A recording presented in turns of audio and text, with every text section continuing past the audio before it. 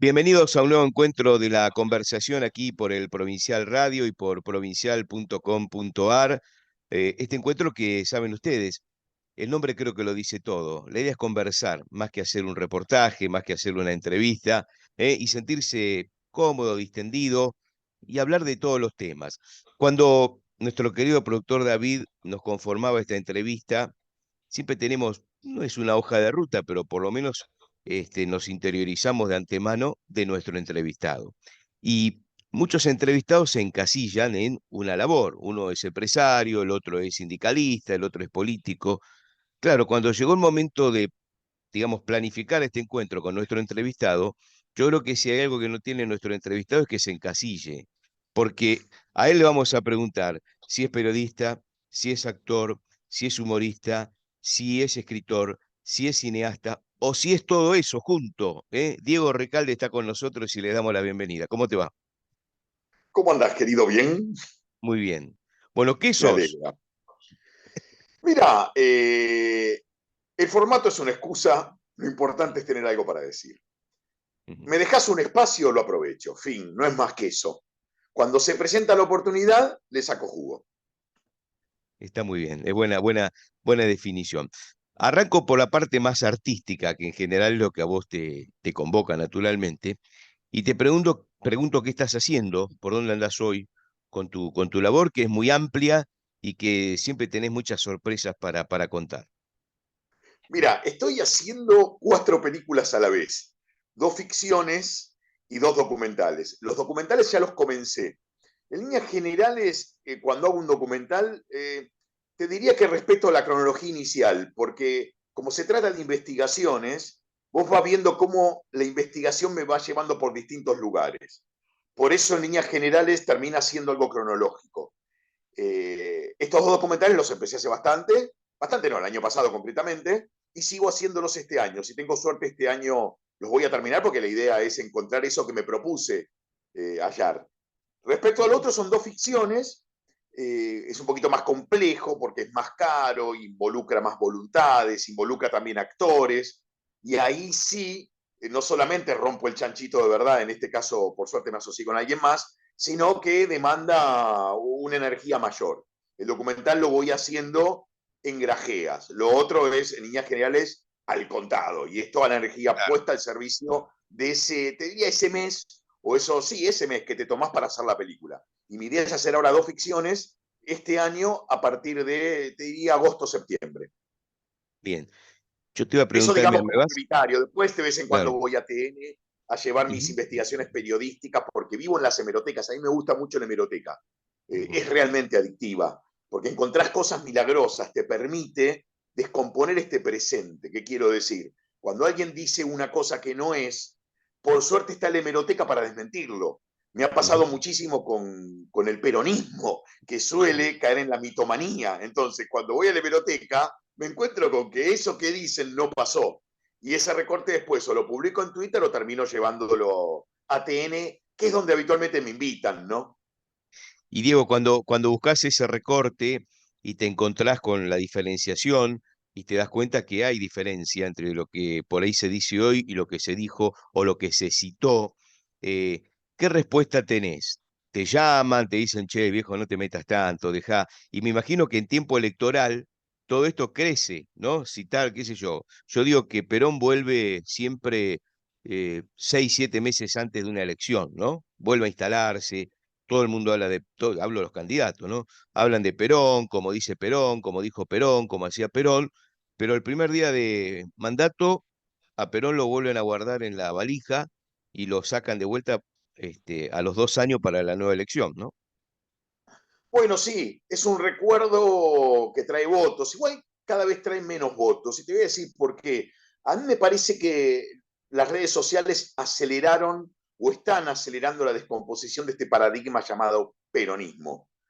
Porque tampoco fue eso que se dice que fue el peronismo. Si vos agarrás el dólar, que para mí es un gran indicador respecto a cómo está un país en materia de inflación, en materia de devaluación, ajuste y pobreza, te encontrás con datos sorprendentes. Yo me tomé el trabajo de investigar cuánto costaba el dólar cuando Perón asumió en 1946 y cuánto estaba cuando se fue o lo fueron en 1955.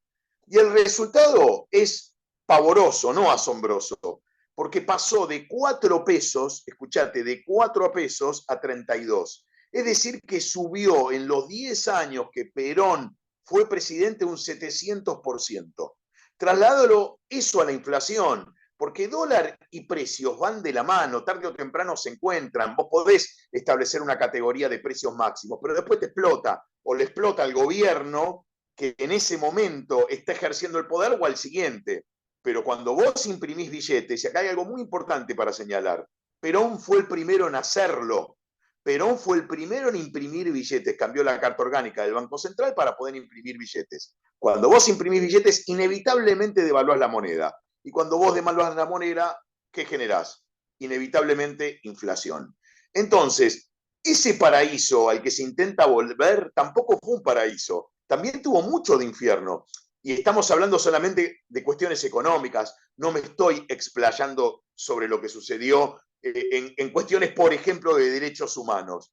Que el peronismo ahí también tiene un agujero negro o una caja negra que no quiere que se abra. Entonces, cuando a mí se me habla de un Perón idílico, les contesto con los datos, porque esos datos a mí me permiten saber la verdad. Es un dato objetivo, el dólar pasó de 4 a 32 y después cuando Perón volvió a asumir en el 73, en la famosa fórmula Perón-Perón, que primero interpretó Cámpora, después Lastiri, porque Perón estaba proscripto, no hacía el movimiento, el dólar pasó de 12 mangos a 325 pesos. Todo eso en 1035 días. Es decir, que subió casi un 2.600%, casi no, un 2.608%. Con lo cual también te vuelve a contar la gran inflación que hubo con Perón en su, llamémosle, tercer periodo. Y esto a mí me sirve para que no me engañen, porque cuando me meto en los diarios, vos lo que tenés ahí es el dato objetivo, el dólar no es un invento de los medios hegemónicos, es una cotización real con la que todos los argentinos nos manejamos. No hay alguien que la está inventando y nosotros nos creemos que ese es el número. No, sucede sin que los medios intervengan. Los medios lo que hacen es recoger la cotización y darla a conocer. Pues bien, yo recogí esas cotizaciones para saber cómo estaba la economía de verdad con el peronismo.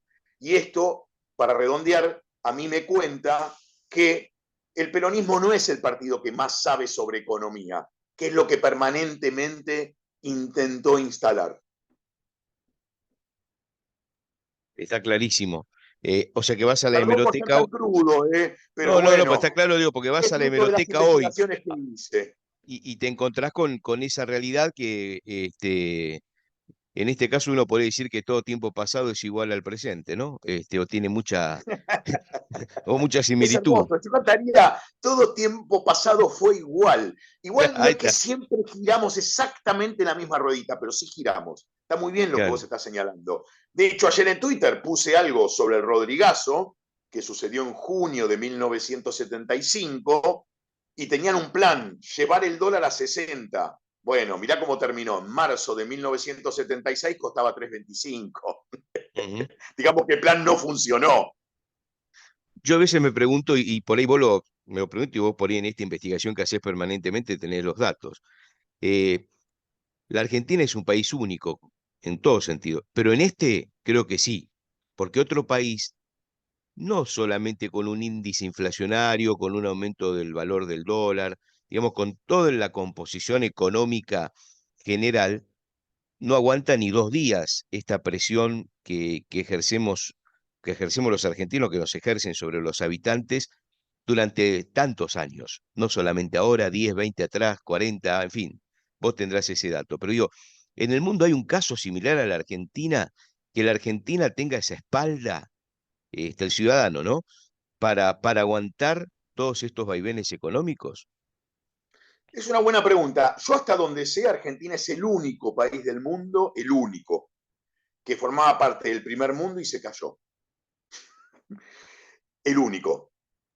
Mm, Ahora bien, esto que yo te señalé de Perón, que cambió la carta orgánica del Banco Central para poder emitir billetes y de esa forma generar una riqueza ficticia, que lo único que trae como consecuencia es una devaluación, una inflación, ajuste y más pobreza, fue una práctica que no solamente la aplicó durante todos sus gobiernos el peronismo. También los otros partidos y también los militares cuando dieron golpes de Estado. Si vos mirás la política de Martínez de Oz, yo te podría decir que Martínez de Oz hasta fue peronista, porque su política económica no distó en nada de la política económica que venían en ese momento imponiendo los propios peronistas. No hay una gran diferencia entre lo que hicieron los militares y lo que hizo Celestino Rodrigo, barra Cafiero, barra Mondino. Lo único que agregó Martínez de Oz, que terminó perjudicando esa forma del sector privado, fue abrir la importación, porque si vos abrís la importación pero no cambias las leyes laborales, el argentino no puede competir contra el producto que viene de afuera, porque acá sale más caro hacer ese producto, porque las leyes laborales hacen que el empleado sea más caro. Entonces, hasta incluso Martínez de Oz salió a perjudicar de manera, te diría, deliberada el sector privado, con lo cual yo te diría que Argentina comienza a cometer un error grosero a partir de, se ve con más claridad esto, ¿no? De acuerdo a los diarios, de 1940 y pico, 43, 44, cuando sale a atacar al sector privado, exprimiéndolo cada vez más, asfixiándolo con impuestos para sostener un Estado cada vez más grande, deficitario y parasitario. Con un agregado, como esa recaudación no alcanza, tuvieron que o tomar deuda o imprimir billetes. El resultado hoy lo estamos viendo.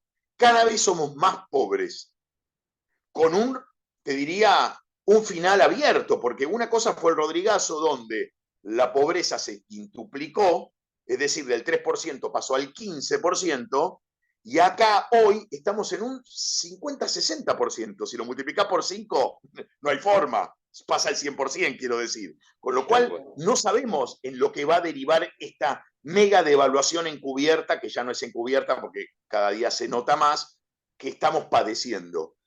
Pero esto, insisto, tiene que ver con una mirada, porque para mí ya es filosófico el tema, que hubo en la Argentina a partir del año 40 hacia el sector privado. Una demonización que se instaló y después se tomó por cierta y todos los gobiernos fueron en esa dirección, a joderle la vida al sector privado para exprimirlo al máximo y que este Estado parasitario, deficitario y bobo sea cada vez más grande e insostenible. Bien, me das pie para preguntarte, sacarte un pedacito del tema de peronismo, inflación, pero en realidad no es sacarte porque van a estar siempre presentes en lo que vamos a hablar. Digo, para llevarte un poco a tu tarea en el mundo de la cultura, del arte, y digo, de la presencia del Estado. ¿Cómo trabaja un director, un artista en general, sin el apoyo del Estado?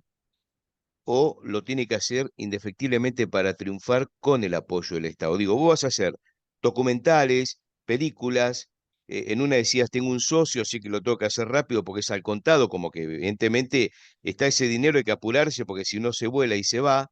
Y me imagino que la coyuntura económica para hacer cine o demás debe ser muy complicado, pero ¿cómo haces para ser un artista y no exclusivamente depender del Estado por un subsidio o por lo que fuera y hacerlo de manera particular? ¿Se puede? Mira, yo lo hago. Yo hice ya 50 productos artísticos entre novelas, obras de teatro, películas, y solamente 3 veces le pedí ayuda al Estado. De los 19 largometrajes que vengo haciendo, si sumo los que estoy haciendo ahora, solamente en 3 oportunidades recurrí al Estado como socio. Porque a mí no me parece mal que vos recurras al Estado. Lo que sí me parece mal es que se recurra en forma permanente al Estado, porque si no, es irme de la casa de papá para que me mantenga papá Estado. Y eso no puede pasar. No puede pasar primero porque Argentina tiene un Estado quebrado, es un país empobrecido, entonces no puede estar financiándole los sueños a todos todo el tiempo. Sí creo que de vez en cuando te puede financiar un sueño. Ahora bien, del otro lado, uno tiene que contestarle con una actitud, si querés, más activa, más de empoderamiento, más de yo puedo volar por mí mismo, no necesito para volar del Estado. Y esto se hace haciendo películas por fuera del Estado. ¿Que es posible? Claro que sí. Hoy, gracias al abaratamiento tecnológico, cualquier persona puede filmar y contar una historia. Lo importante es tener algo para decir, que ese es el gran desafío. Pero el cine antes era para ricos. O tenías que tener un amigo rico que te pusiera la plata. Hoy no es así. Claro. Hoy, con un capital chico, puede ser una gran película. Tenés que ingeniártela, claro, bueno, por ahí está el desafío. Nosotros, insisto, no somos noruegos, no somos suecos. Y al ser pobres, bueno, de la necesidad nace el ingenio. Pero nuestro deber es enfrentar esa dificultad y hacer. Lo que no podemos es quedarnos en un rol pasivo y que venga el Estado a resolvernos todo.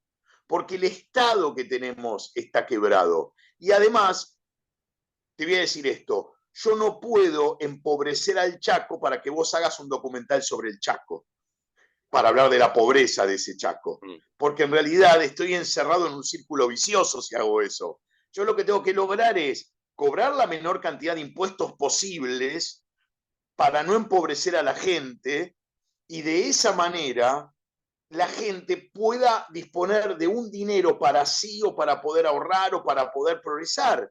Porque si yo la mato impuestos para que vos puedas realizar tu sueño, porque digamos la verdad, el Inca se sostiene en base a impuestos. Cuando te dicen que es un ente autárquico, sí, es autárquico hasta ahí. Vos vas al cine, pagás una entrada y una parte que va al Inca, y cuando vos usás el teléfono o pagás cable, hay otra parte que va al Inca. Es decir, es un impuesto obligado que tenés que pagar. Bueno, ya la pagar impuestos te dice que es una obligación. Por lo tanto, yo le estoy sacando plata al contribuyente para que otras personas, bueno, cumplan su sueño.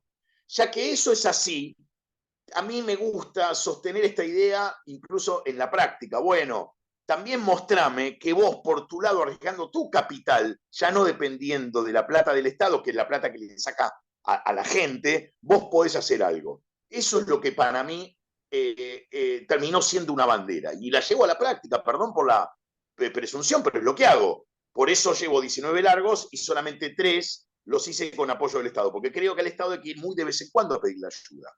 Y se puede ser Y no soy independiente un milagro, hay un montón de personas que laburan así, ¿eh? No es que, lógico. No, no, no, está lo que claro. vos haces es porque sos millonario. No, no soy millonario, aclaro, me las ingenio para gastar lo menos posible y poder hacer.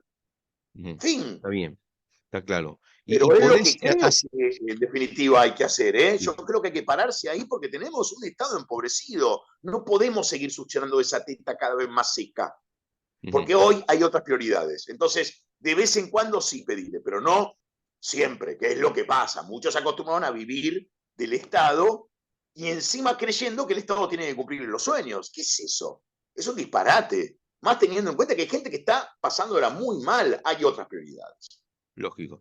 ¿Se puede trabajar con un acompañamiento del Estado en el arte, en el cine, en lo que fuera, y mantener la independencia? Es decir, vos podés ir a decirle, miren, me apoyan para esta película, pero miren que en esta película voy a hablar de la pobreza del Chaco.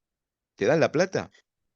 Es muy interesante tu pregunta. Mirá, el peronismo tiende a la palpación de palabras. Siempre quiere saber qué vas a decir.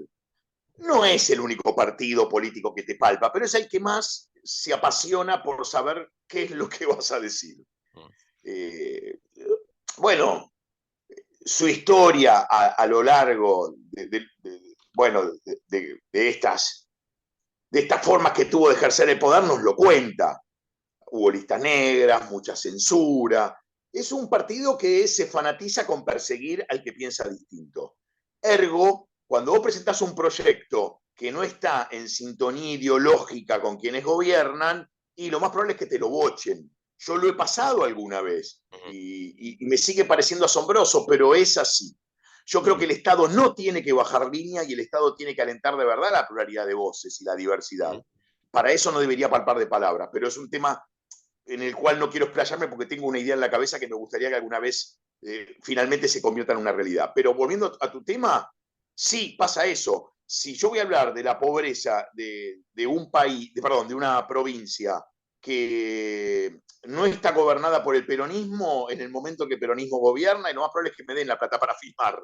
Si voy a tocar un interés muy concreto que pueda hacer que algún gobernador peronista se enoje y se hace más difícil que te den la plata. Mira, te voy a dar un ejemplo muy concreto. Si alguien quiere hacer un documental en contra del Che Guevara, difícilmente le den la plata. No se la van a dar. Ahora, si es un documental donde vos exaltás su figura, lo más probable es que te lo den. Más allá de que hoy ya es un lugar común porque, bueno, muchísimos, con tal de que les dieran la plata para filmar, salieron a hacer documentales a favor del Che Guevara. Pero si alguien quiere, no sé, por ejemplo, contar que no solamente había campos de concentración para homosexuales y los mataban, sino también que era un padre abandónico, que era un tipo muy jodido, difícilmente la guita te la dé. Esto es así. No te lo van a reconocer públicamente, pero todos sabemos que es así. Y estaría bueno que eso cambie. Yo Claro. sé que en algún momento va a cambiar, porque cada día se pide más libertad y posibilidades de poder expresarnos fuera de esta rigidez a la cual se nos somete por culpa de la corrección política, ¿no? Que Ujú. también esto viene de la mano de la corrección política. Ojo, no es inocente. La corrección política es la herramienta, entre comillas, legal que encontraron los fascistas para poder justificar la censura, Ujú. Tal cual. la Diego, autofaltación de palabras, porque hay un detalle no menor. ¿Qué pasa? ajá, Cuando vos presentás un proyecto para que te lo aprueben y te cuidás, ¿entendés? Tratás de decir lo que el otro quiere escuchar. te Y eso autocensuras también es un otro poquito. error. ¿Cómo? Te autocensuras un poquito. Claro, y es terrible, porque eso es lo que está pasando. Eso es lo que está pasando. Y para mí, bueno, hay que ponerle fin a esa locura. La gente puede Mm, decir lo que se le cante, porque en definitiva después te haces cargo vos de lo que decís y le lógico, pones la firmita. tal cual.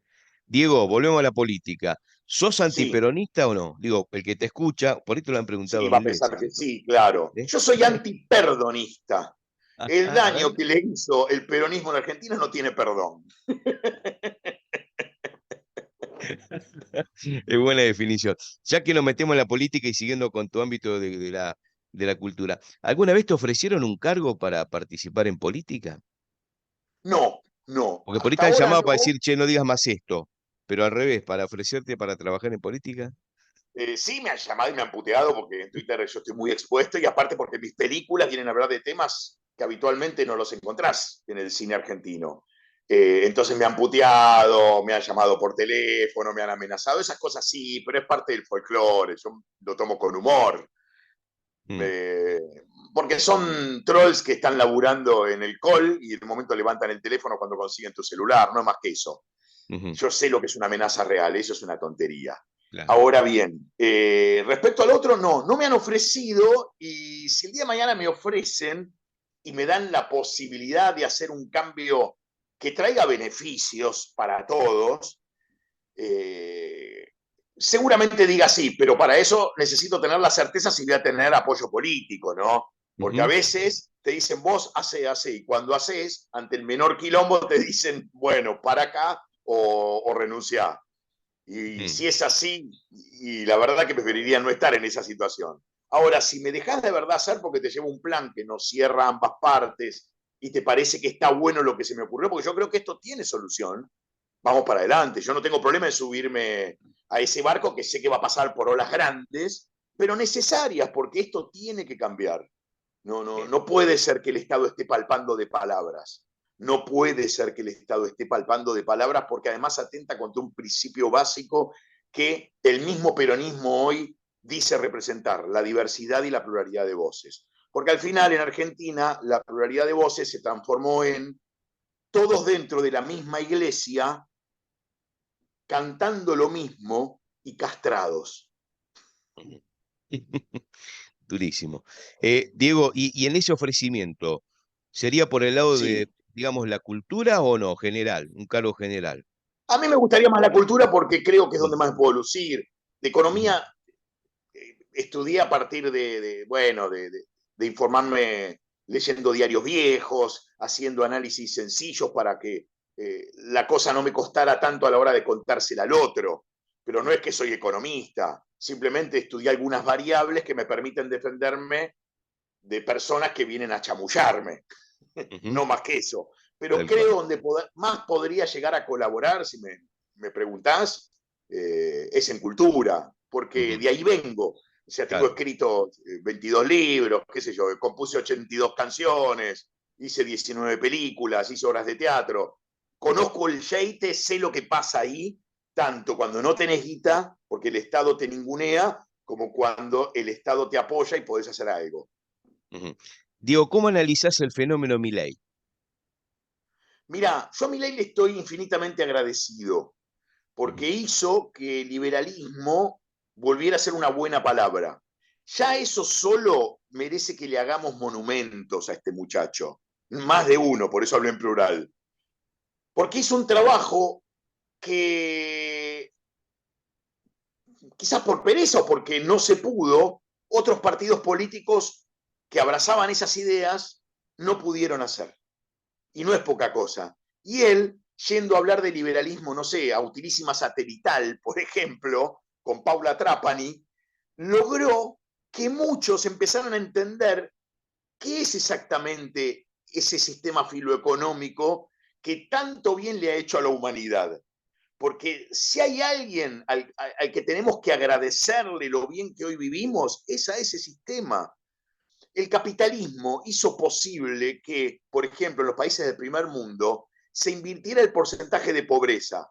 En el medioevo había un 95% de pobres y un 5% de ricos representados por el clero y los señores feudales. Pues bien, el capitalismo a lo largo de 3 siglos, mirá qué poquito, logró que en el primer mundo el 95% de las personas salieran de la pobreza y pasaran a ser clase media, sobre todo en el primer mundo. Acá no nos iba tan mal, ¿eh? Ojo, hasta que aparecieron unos trasnochados que salieron a hacer una revolución que nadie pidió y empeoraron todos los datos económicos. Pero digo, ese sistema, que tiene nada más que 3 siglos, no solamente creó a la clase media, sino que también logró que vivamos más y mejor.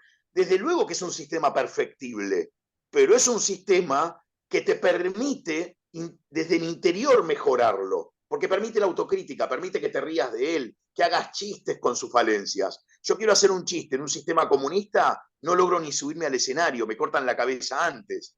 Entonces, este sistema que tanto nos trajo, como te diría, como seres humanos, porque además vino a aportar un concepto que es extraordinario, que es el del sujeto soberano, el sujeto en igualdad de derechos con el rey.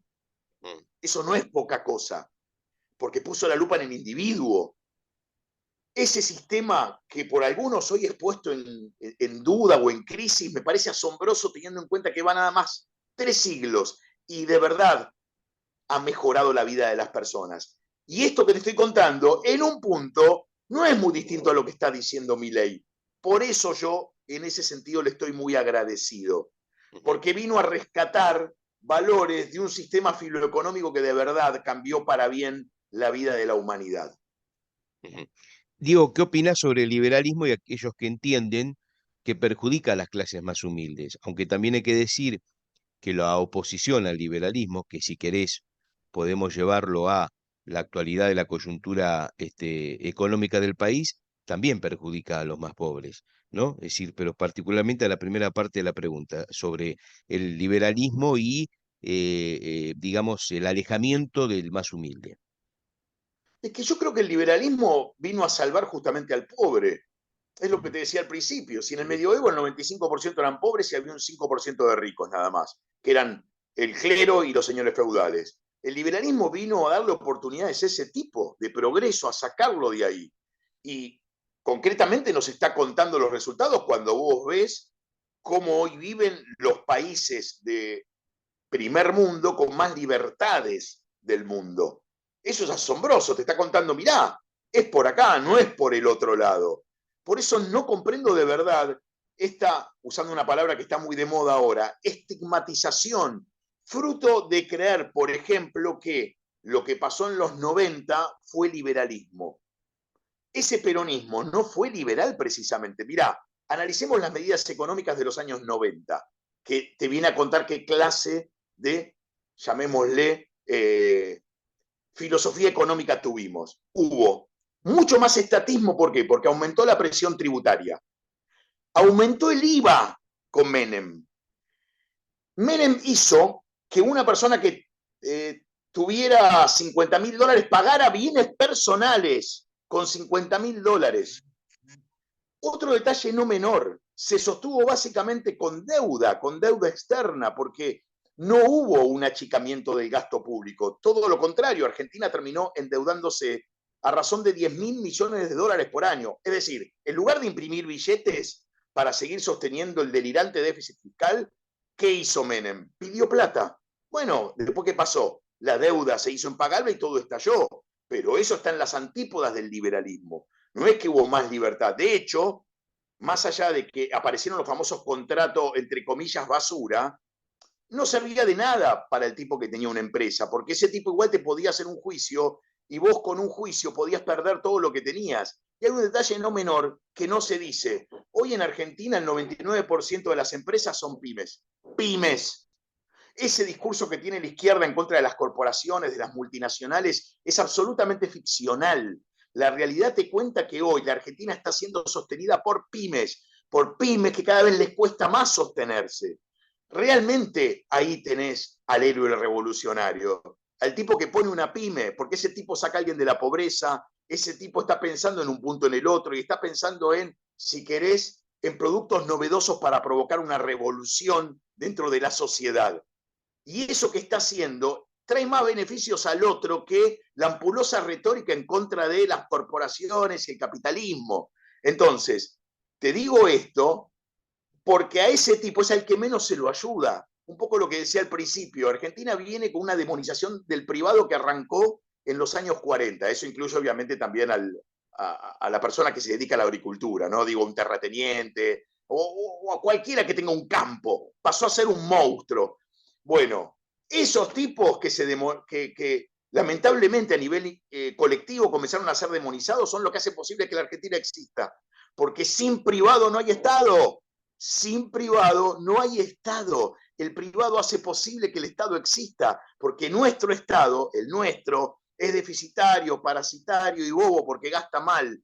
Y si no estuviera el privado, se caería. Entonces, yo a lo que voy es, muchachos, confíen en el privado, porque el privado es el único que genera riqueza.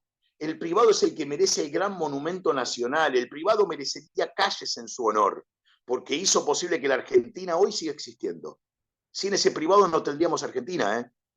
El campo aporta $2 de cada 3. Por eso me parece demencial y hasta te diría patológico, porque ya es patológico, esta demonización que hay hacia ese sector que en definitiva está manteniendo al país. El estatal debería estarle eternamente agradecido al sector privado, porque si no fuera por él no cobraría su sueldo y no comería. Está claro, digo, se nos acaba el tiempo, lamentablemente, Perdón pero si hablé demasiado, pero no, es un no, tema que estuvo me apasiona, interesante. sobre el que me la paso Vos lo investigando. sabés muy bien, cuando una conversación se hace corta, quiere decir que uno ha compartido una interesante charla. Y esta es la idea, mostrar todos los temas, estar o no de acuerdo, la gente opinará, pero con micrófono abierto y absoluta libertad. Acá la grieta es que es muy ancha en nuestro programa, y es tan ancha la grieta que entra todo el mundo, ¿no? Es decir, puede hablar todo el mundo y contar todo lo que quiera. Así que en ese aspecto nos sentimos orgullosos de poder hacerlo. Te proponemos cuando quieras, cuando tengas tiempo, volver a charlar y ofrecerte aquí la conversación en el provincial para, bueno, seguir hablando sobre este país que todos los días nos da a los periodistas la posibilidad, algún gran periodista, no lo quiero nombrar porque no viene al caso, pero un gran periodista, cuando en el 83 volvió la democracia, dijo, señores, a partir de ahora todos los periodistas vamos a tener trabajo, porque todos los días la democracia nos va a dar la posibilidad de hablar y de discutir y de estar de acuerdo, no estar de acuerdo, pero de expresarnos. Y vaya si lo es. Después, cada uno sacará su propia conclusión. En definitiva, no nosotros, sino la gente, ¿no? La que sigue nuestro trabajo, sigue tus películas, tus documentales y demás. Así que bueno, cuando quieras, digo, acá están las puertas abiertas para escucharte. Gracias, querido, te agradezco ¿Mm? mucho y en contacto siempre. Y vamos para el futuro, que es lo único que hay. Ahí está, Ojalá gracias, que, digo, un abrazo grande, ojalá que muchas gracias. encontremos el paraíso en algún momento. Alguna vez lo encontraremos. Diego Dale. Recalde nos acompañó aquí en la conversación por el Provincial y por supuesto nos reencontramos la semana que viene con todos ustedes.